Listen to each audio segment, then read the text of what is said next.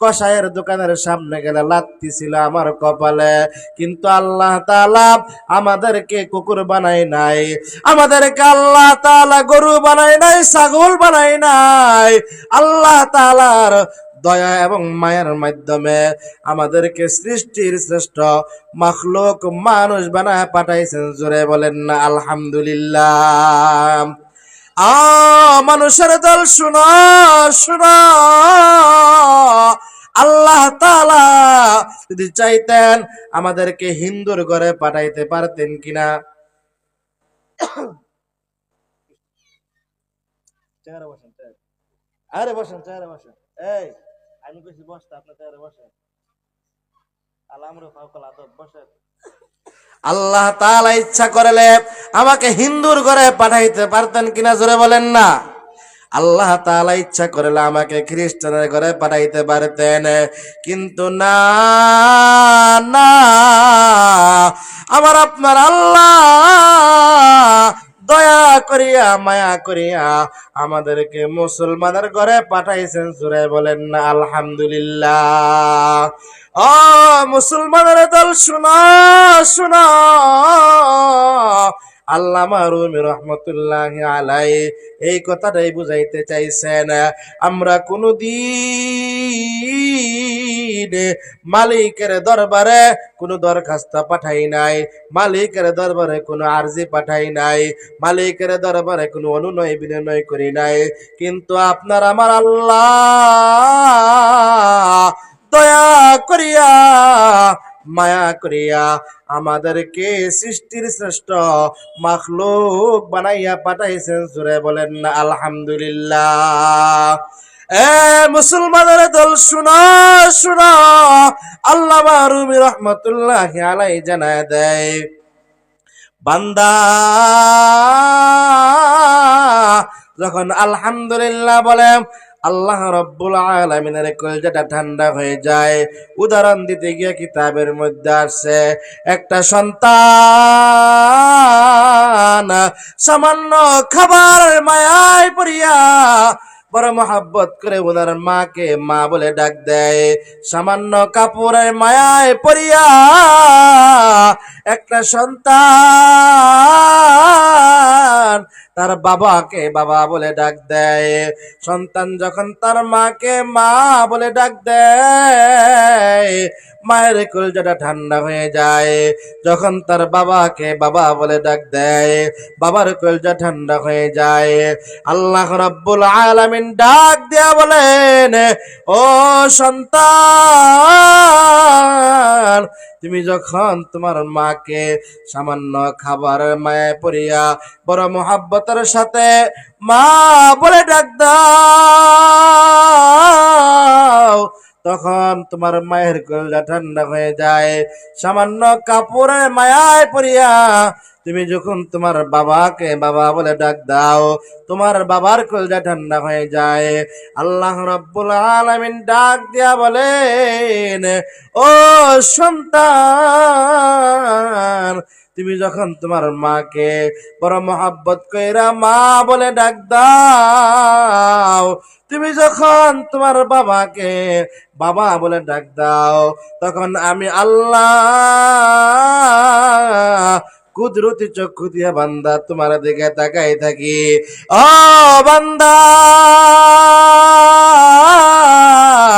তুমি তোমার বাবাকে ডাকো, কোনো বাধা নাই। তুমি তোমার মাকে ডাকো, কোনো বাধা নাই। বান্দা,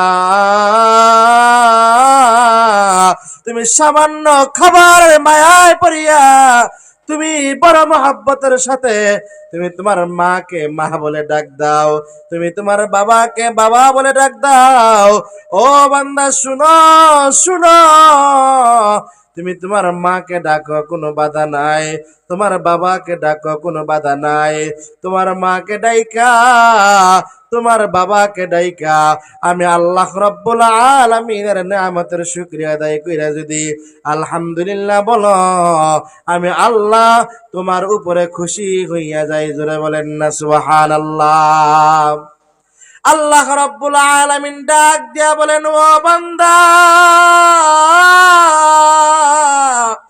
তুমি বড় মোহাব্বত করিয়া তোমার মাকে ডাক দাও, সামান্য জরুরত তোমার আব্বা পুরা করে, বড় মোহাব্বত করিয়া তুমি তোমার বাবাকে বাবা বলে ডাক দাও। আমি আল্লাহ কত সুন্দর কইরা তোমাকে তোমার মায়ের পেটের মধ্যে লালন পালন করলাম, কত সুন্দর সিস্টেমে তোমাকে দুনিয়ার মধ্যে নিয়ে আসলাম, কত সুন্দর দুইটা হাত বানাই দিলাম, কত সুন্দর দুইটা পা বানাই দিলাম, কত সুন্দর দুইটা চক্ষু বানাই দিলাম, কত সুন্দর তোমার চেহারা বানাই দিলাম। আমি আল্লাহ খলাকতু বিয়াদাইয়া, আমি আল্লাহ টিপা টিপা তোমার চেহারাটা বানাইলাম। বান্দা আমি আল্লাহ রব্বুল আলামিনের নিয়ামতের শুকরিয়া আদায় করে যদি আলহামদুলিল্লাহ বলো, তোমার আলহামদুলিল্লাহ বলার দ্বারা আমি আল্লাহ রব্বুল আলামিনের কুদরতি অন্তর ঠান্ডা হয়ে যায়। কি আমার কথা বুঝতেছেন নি? হ্যাঁ ভাইরা আমার, আল্লাহর পয়গাম্বর হাদিসের মধ্যে জানায় দেয়, যেই ব্যক্তির আলহামদুলিল্লাহর দ্বারা আল্লাহ রব্বুল আলামিনের কুদরতি অন্তর ঠান্ডা হয়ে যায়, আমার আল্লাহ ওই ব্যক্তির উপরে খুশি হইয়া ওই ব্যক্তির জন্য জান্নাতের 8টি দরজা খুলিয়া দেয়।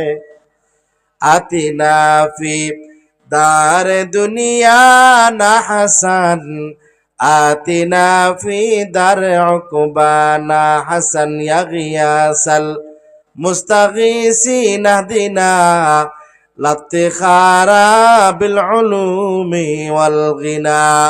বাইরা আমার, বুঝাইতে চাইলাম আল্লাহ রব্বুল আলামিন আমাদেরকে সৃষ্টির শ্রেষ্ঠ মাখলুক মানুষ বানায় পাঠাইলেন।